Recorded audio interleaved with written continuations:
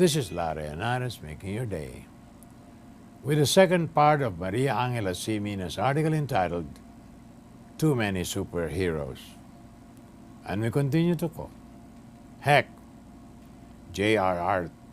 Tolkien fans put up with one book, The Hobbit, being stretched into 3 movies. I belong to that last guilty party.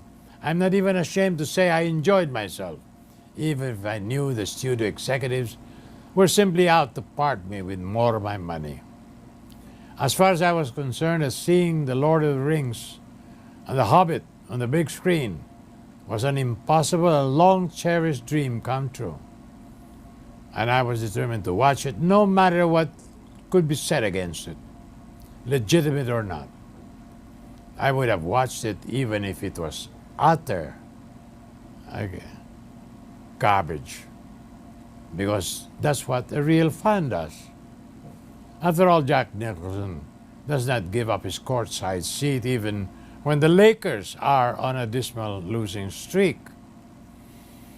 In sharp contrast, people didn't flock into the theaters to watch Apocalypse Now because their high school and college literature classes made them fall in love with Joseph Conrad's Heart of Darkness.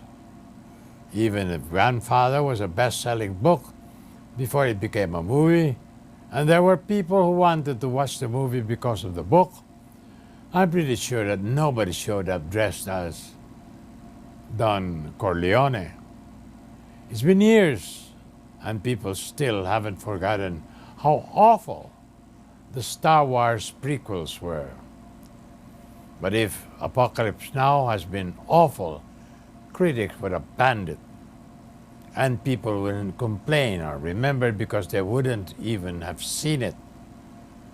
When studio executives gave the green light to The Silence of the Lambs and The Godfather, they knew that the popularity of the source material would drum up interest. But those movies would not draw audiences unless they were genuinely good movies that could stand apart from the original novels. None of those movies had a fixed demographic in the audience that would be sure to watch and had to be pandered to in order for them to be commercial successes. More about this after these messages.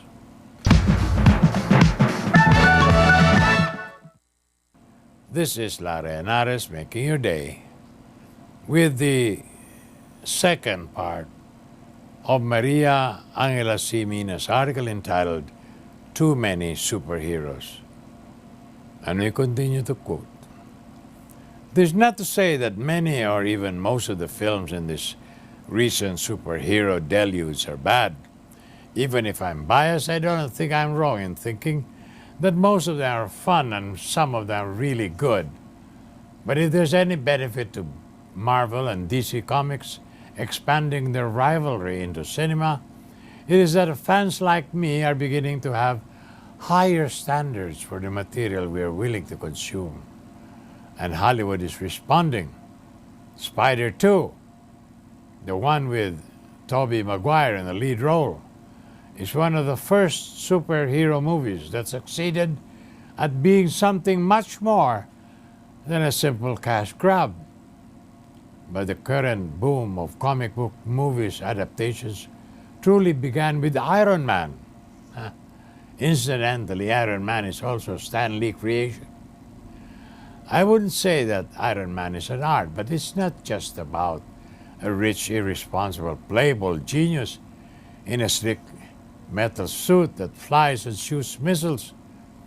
It's about a rich, irresponsible playboy genius who learns that there is a world full of suffering out there, and the weapons he builds are part of this cause. The iron suit is the first thing he ever makes with the purpose of protecting someone, not just himself, but his friend in captivity. And his friend is killed. This is Tony Stark's first attempt at unselfish heroism, and he fails at it. So he builds a new one, a better one. And he never stops building and improving even 3 movies later, because that suit is more than just a weapon. It is Tony Stark's shot at redemption. Just like Superman, it is wonderful to see the development of this character in a film. And it's wonderful to see it done justice. I love that a wider audience are beginning to see past the suits and powers to the underlying themes in comics that have their own potential for depth and even greatness. What's not wonderful is that these same themes of growing up, redemption, and even heroism can be explored in 100 different ways in films. But a lot of these movies aren't getting made because Hollywood would rather pour its resources into comic book and YA model adaptations. More tomorrow, my dear friends. This is Larry Henares, making your day, saying good day, God bless you. Thank you very much for being with us. Till next time, hasta la bye-bye.